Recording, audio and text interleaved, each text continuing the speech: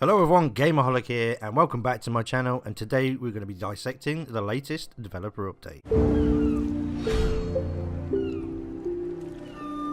So if this video is useful, helpful or interesting, then please do consider liking, sharing, commenting and subscribing. Okay, so the latest developer update is available and is live, and it brings some interesting things. So interesting that I'm going to break it down into two videos this time. Obviously this will be part one, and we'll talk about the first part of the video and what it means. So the next update to be available is going to be on the 6th of March, which is Wednesday, and it's next week, and it's going to bring in some more quality of life changes. So Joe Neate previously spoke about the fact that animation for the sword was going to be changed, and they're going to obviously look at combat each time they do one of these middle updates from the big content updates. They're going to keep on looking at the combat side of it, and this time around it's going to be the sword. He previously mentioned this. So what they're going to be introducing on the 6th is an animation delay when you miss a swing from the sword, so it just gives a little bit of time for a counter if you've made a miss. We'll wait and see how this works out, as it's maybe a good thing, maybe a bad thing. I think it will be good and will bring a more realistic style with swordplay, especially when coming against PvP players as opposed to the AI skeletons, etc. The other thing I actually did make a video on and never got around to actually editing it and releasing it. It was going to be done this week, funnily enough, and it was all about how blocking is broken in Sea of Thieves, and I was going to ask your opinions on it, whether it's just my style of play and I'm not doing it right, I don't know. But they've actually announced in the video that they fixed a bug with blocking where sometimes the skeletons would attack and it would still attack through your block and hit you. That's now apparently also fixed, which I'm glad to say that I wasn't losing my mind. The next part in this video is going to be about the new Mercenary Voyages. I previously made a video whether there was going to be cancelling or putting it on hold, I think is a better way of saying it, the Build Rat Adventures, and there was going to be using the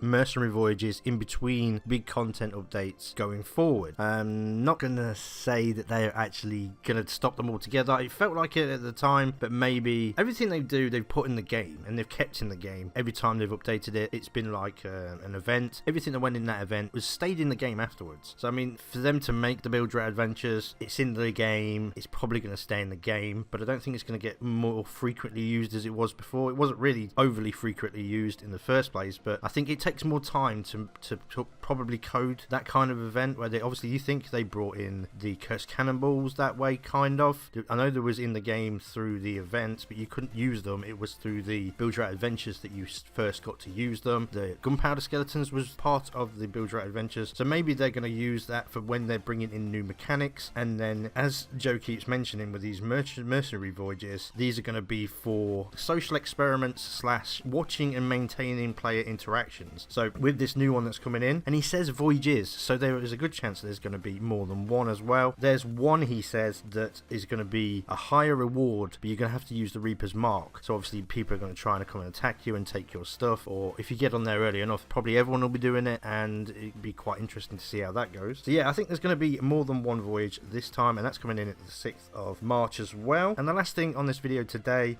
part one, is that the Mercenary Livery Ship rewards that you can get at the moment are going to be removed on the 6th. So if you haven't got them, go and get them before they go. And the Mercenary Cosmetics that friends play for free got as a reward are going to be available for all players beyond the 6th of March's update. So it's not going to be in the 6th of March, it's going to be beyond. So that could be the 20th on the mega update, it could be the one after. I'm not too sure, but he says it's going to be beyond. They are going to be available for all for gold in the very near future. So that's part one of the developer update breakdown, and like I say, I'll be back again very soon with the second part. So hopefully it has been enjoyable for you. Have a great rest of your voyages and take care.